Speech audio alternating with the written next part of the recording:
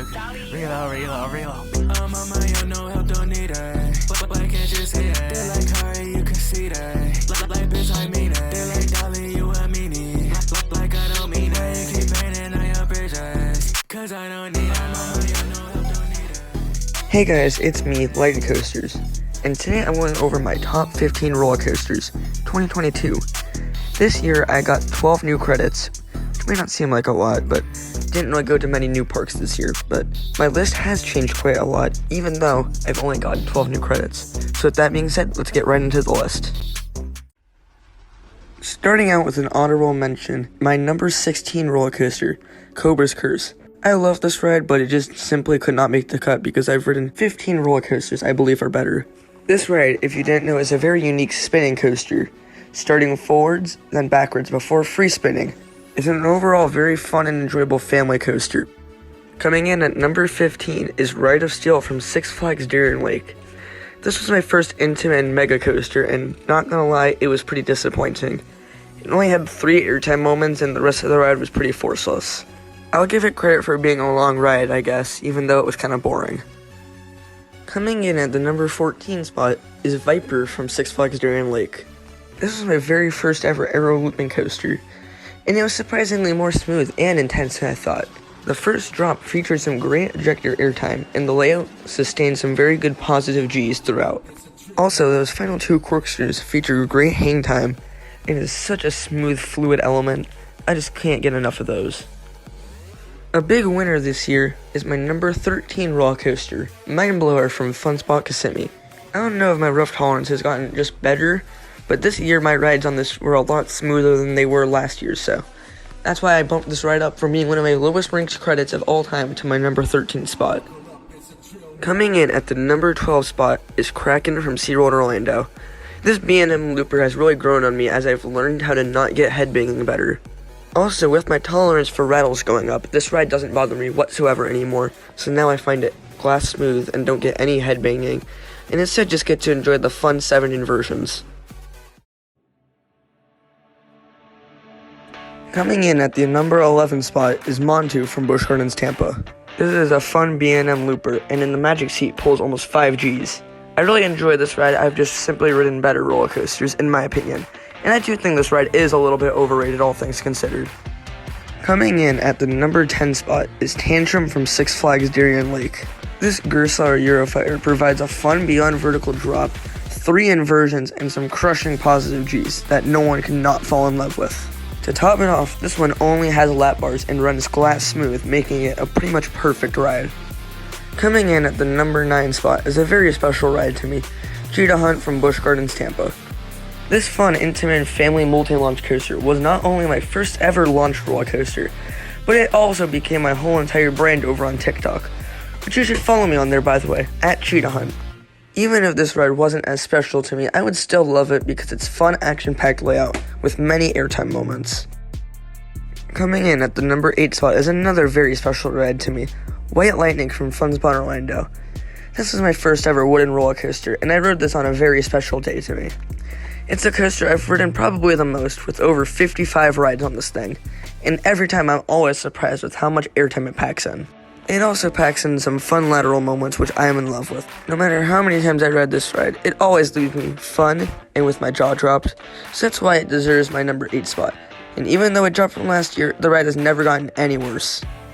My number 7 pick is quite the controversial one, that being Hollywood Rip Ride Rocket at Universal Studios Orlando. Many find this ride to be kind of janky and rattly, but I rode it in the front row only, by the way. But I thought it was glass smooth and provided a fun ride with ejector airtime constantly. Many people complain about the sheer amount of block brakes, but I don't mind them because each one gives you airtime going in and out of them, so it makes up for them.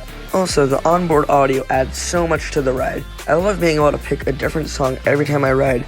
It helps each ride feel more unique and special than the last. Coming in at the number 6 spot is Hagrid's Magical Creatures Motorbike Adventure at Islands of Adventure. This fun, well-themed, intimate motorbike family coaster is an awesome ride. It includes a couple surprises that I won't spoil here, but overall it's an awesome family ride. Now let's move on to the top 5. Coming in at the number 5 spot is Incredible Hulk from Universal Studios Islands of Adventure.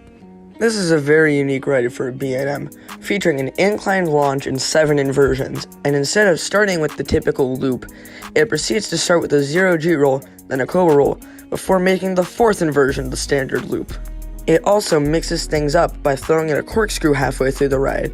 And to seal the deal of this awesome package, it includes awesome onboard audio as well as a smooth, forceful ride.